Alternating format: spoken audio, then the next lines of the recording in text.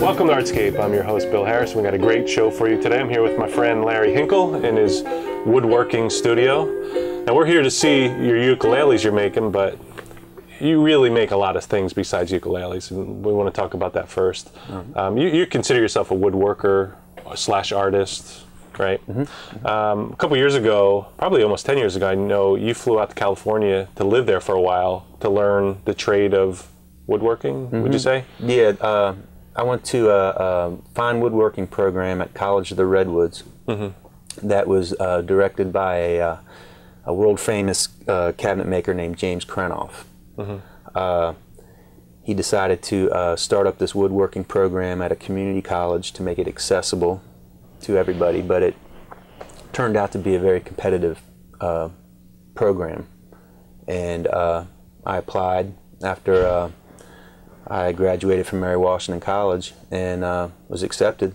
And my wife Tammy and I drove out there 5 weeks after our daughter Ella was born and spent a year in California. Wow, a year. Yeah. Now that was, I mean, at this point you're learning what, like cabinetry making, furniture making? Well, I've been working as a cabinet maker since probably about 1994. And I've been self-employed since about '96, and was doing that all through college. So I was an experienced cabinet maker. So going out to California was trying to bring a little more of the art into it? Yeah, well, I took some art classes at Mary Washington, and was really into the artistic part of woodworking. And wanted to move on from cabinet making to furniture making, and heard about this program and thought it could really raise the level of my work. And you were out there for a year. Yeah. What was that like? It was awesome. Do you think it did? Do you think it? Oh yeah, it was tremendous. James Krenoff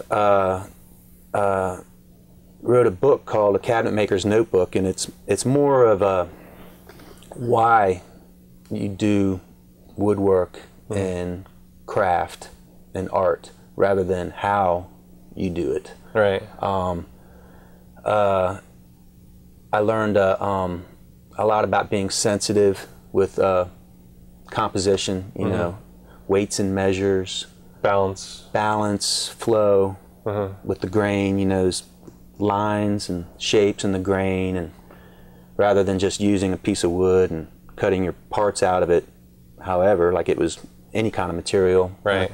Look at the grain, see how it's working with your piece, with your whatever you're trying to make. So I learned a lot about that kind of stuff. How important is the type of woods you use? You know, for example, unless you're going to make a chair. I mean, I suppose you could make a chair out of most any wood. How do you decide what type of woods you're going to use for what? Some woods are what they call more stable than other woods. Let's see, cherry seems to be a pretty stable wood. Pine's pretty stable wood. I've been doing a lot of work in the past year with elm. Elm is not a very stable wood, so it likes to move with climactic changes. You know, if it's so it dries out, it cracks. Yeah, or twists and does weird stuff after you've made what you're making. Right. So it's, I mean, basically wood moves. It's always moving. And it's just trying to understand how that wood's going to move and make allowances for that movement if it's going to happen.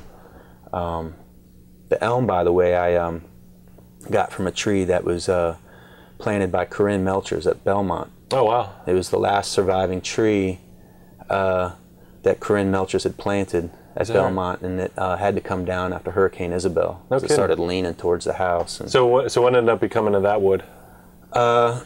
I made a desk out of part of that wood, and I've been making ukuleles out of it.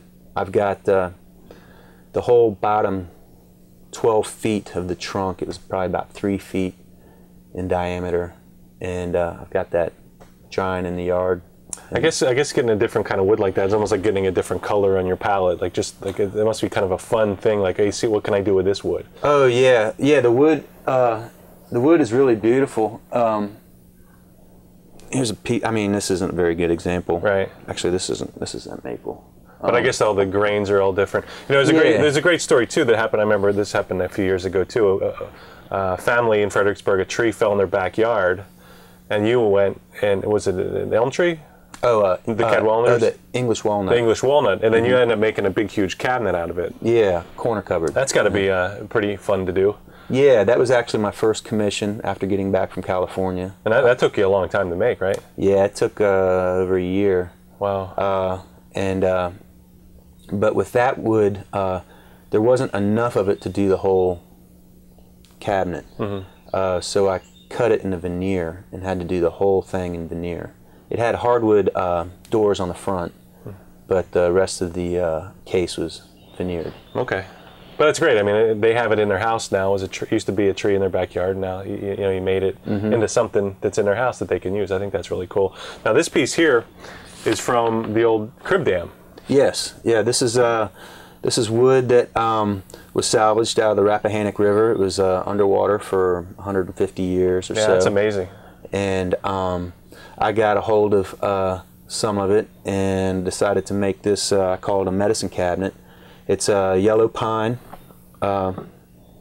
with white oak drawer faces. And the oak was also in the part of the crib dam. The crib dam was made up of pine and oak. Yeah, right? It was constructed of pine and sheathed in oak. And the oak was nailed onto the pine with these nails, and I decided to use these nails as the pulls. It's just baffling to me that this could have been underwater for 150 years, and it looks brand new. Yeah. You know, we talked about it before. It doesn't deteriorate. I guess there's no oxygen under the water. Right. Yeah. Yeah. The being underwater helps preserve the wood. Yeah. It's just once you pull it out of the water, you have to be real careful with drying it. Right. To make sure that it doesn't check and crack up. You know, it's as the water leaves, evaporates out of the wood rapidly. The wood moves. Right. Right. And so you got to be a little careful with that. Yeah. Now this little piece here, this was a little cherry piece?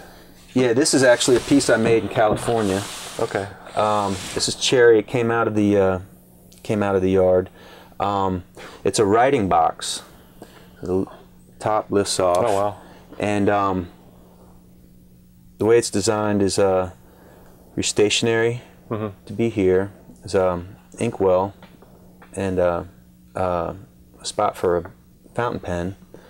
And the neat thing about this is that there's 2 drawers for envelopes, but I wanted to maintain a smooth surface around the outside, so the way to get into the drawers is you push one in and the other one pops out. Oh, that's great.